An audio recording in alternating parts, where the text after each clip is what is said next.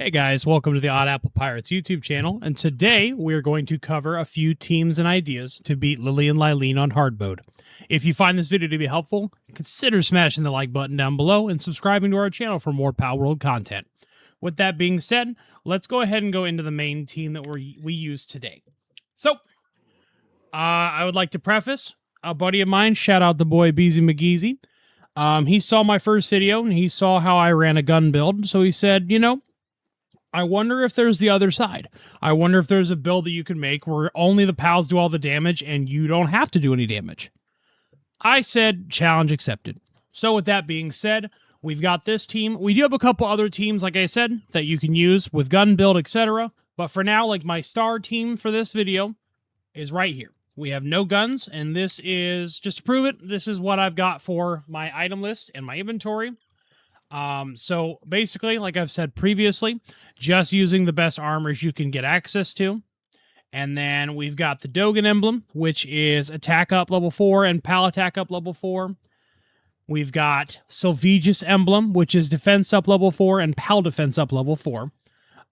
These two are extremely valuable. Definitely recommend getting these schematics. Plenty of content online to find their schematic locations, but if you guys would like me to go over those, I would absolutely be more than willing to. Let me know in the comment section down below. With that being said, we do have a little bit of change up in regards to our other two accessories compared to the gun build. So we have the Flame Emperor's Baton, which gives pal attack up level 4, and pal fire damage enhancement level 4. My cat just meowed at a door, and it always makes me laugh when he does that. Sorry. And then we have Blazemut's Talisman, which is an accessory that gives pal defense level 4 and pal fire damage enhancement level 4. Basically, we want to bulk up our pal even further, and we want to give them as much fire damage as possible because, like, Lily&Lyleen, in case you're not aware, is a grass leader. So, with that being said, we'll go back to the party now. The team is centered around Lily&Lyleen, one of my favorite pals. Their Iron Guardian mode, when you activate their active skill, they get 210% attack and defense for 30 seconds. During this time period, they hit extremely hard and extremely durable. She is going to be the only pal, in my case, that will be on the battlefield. The other four are simply supporting. Now, as for the rest of the team, we have Lapur. She's actually one of my favorite new pals because she cuts partner skill cooldowns in half when you have her fully condensed. So these are the main abilities I went with in regards to her passive skills: Healing Coach, Vanguard, Stronghold, Idiosyncratic. Idiosyncratic, Stronghold, and Vanguard you're pretty much going to have on every support pal. The fourth slot can vary depending on what you're looking for. Since I'm not using guns in this build, I just went with Healing Coach. A lot of times I do run it, but obviously Reload Master is good if you're going to go focus more on guns. Well, that being said, the cooldown for Lily&Lyleen is 50 seconds after using it. With this cooldown, it brings it down to 25 seconds, allowing you to proc it more often. Next, you have Ruby, who gives Fire Palace 30% defense. You have Kelpsy Ignis, increase the attack of Fire Pals by 30%, and you have Finsider Ignis, who gives player and pals fire damage to enemy weak points, a 40% increase. Any super effective attack from a pal onto another pal is considered a weak point attack. This is important, so every single time Lily&Lyleen attacks, it is super effective, so therefore it is getting that 40% damage boost. Moving on, we have our box full of alternate pals or cores that you can use to also take on the Lily&Lyleen hard mode. So, if you guys saw the last video, you would recognize that we have the gun core that we used. In this case, you would use Wixen because it changes your damage to fire. But essentially, it does the exact same thing as Anubis. And with this build, you'll only have Wixen out while you're fighting. Or, sorry, let me rephrase that. You'll have Wixen out while her skill is active. The moment her skill is no longer active, you pull her back into the ball. Because she is a danger to easily be killed off, if I'm being blunt. She does not tank hits very well. Despite everything I've put into her stats, she doesn't tank the best. But if you can take the aggro while she's out, it's not a problem. And you can do like 1,500 to 2,000 per bullet. It does a lot of damage when you have her skill active. So this core still works. I wanted to bring the team up because there's probably going to be a variant in every video realistically. But I didn't want to make it the showcase team because I want to make the showcase team for every video different. So I wanted to mention this though. It's a great honorable mention because if you did make these 4, just making a Wixen and having a team is still nice for some people. So you got options. Next, we've got the Burn Core, as the Burn Trios I'll call them. This makes your gun damage to inflict Burn 6. This does 65% more damage to enemies afflicted with Burn. And lastly, you have Magix, who creates flames around. So if you're attacking Lyleen, it'll create flames on the ground around Lyleen, kind of like a flame wall damage. And it'll do damage equal to the player's attack in regards to extra fire damage to them, as long as they're standing in it. So, makes burn, more damage from burn, makes extra fire from burn. Now, if we're looking at stat items here, you can go some of these if you want. So, it really depends, like, how you want to core the team. But you could, definitely throw on this to get more damage for Magix. If you want your PAL to be bulkier, you could leave this on. So, like, if we're looking at the box here, if you've got, for example, say you wanted to go this and this, just throw the Knock Limitless Lepore core on here. You could keep these two, this on here, because like I said, it's going to give your Knocklim Ignis some more defense, and then extra damage as well, but then you also have this to raise your damage. So, like, you can do that. If you're wanting to just focus more on yourself, you can give yourself a little extra bulk. I think I would personally do this one to give the PAL a little bulk to keep Knocklim Ignis in the fight, but I don't really think there's a wrong answer. It's really all preference at that point. So, you've got this that you can play around with. I definitely think it is a solid core. The next thing I want to point out with my showcase team, if you are going to attack alongside them, you definitely can throw Orzhok onto the team if he's working in your server or world. Absolutely. He is phenomenal. The fact that you can give 150% attack and defense to your pals, it is just too good. Obviously, since I didn't fire, I couldn't put him on this team. But if you wanted to get rid of a little bit of defense or a little bit of damage, you easily could take one of these two. I'd probably keep this one just because it gives 40% damage boost to weak points over the 30% on this attack. If my math is not quite mathing, and you know this for a fact, let me know in the comments below. I don't claim to know everything. I just have a good amount of knowledge, and if I can improve that knowledge, I will not hesitate to do so.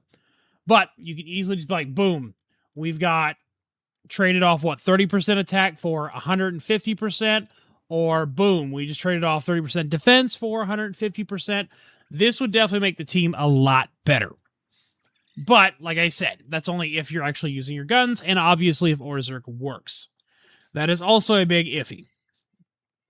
So, you've got some options here. You've got like 2 or 3 different teams that you can potentially play with. The last one I wanted to mention, because he technically can do 4 of the towers, is Moldron. Moldron has a lot of potential. He can really put out some good damage. The only thing I haven't put on this build, I need to remove Demon God for Serenity, but Demon God works too. But basically, he gets 8% attack and defense for every fire and ground pal in your party, which is why, so like say we wanted to go ahead and work on this for a sec. Let's go ahead and take these guys off. Boom. So we've got Moldron. Now, you can do this a multitude of different ways. I personally, if he's working, would still recommend the Orzhok. 150% is a lot better than 8%. But you also, you've got Kelpsy Ignis, you've got Doomud. You can throw either or both on the team to give the boost to him, and then he'll also gain the boost from his own skill. If you really wanted to push out damage, you could do both. I don't know if I would or wouldn't. It's definitely worth trying, though. I've tried a couple options. He's a little squishier than I'd like him to be. Probably is my only complaint about Moldron.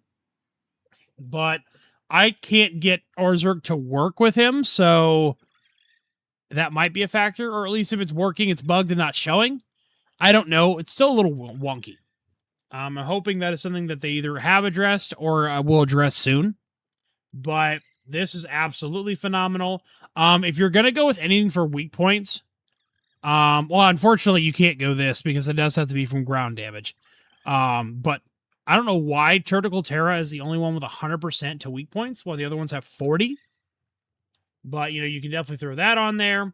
And then, like I said, if you want to go more defense, you can throw literally these two on there. If you want to try for more damage, you can throw, you can really mix and match these 4 pals with Moldron, and you can more than likely make something work.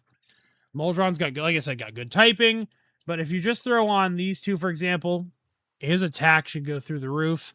Yeah, his attack goes through the roof. Not to mention you add on Orzerk's 150%.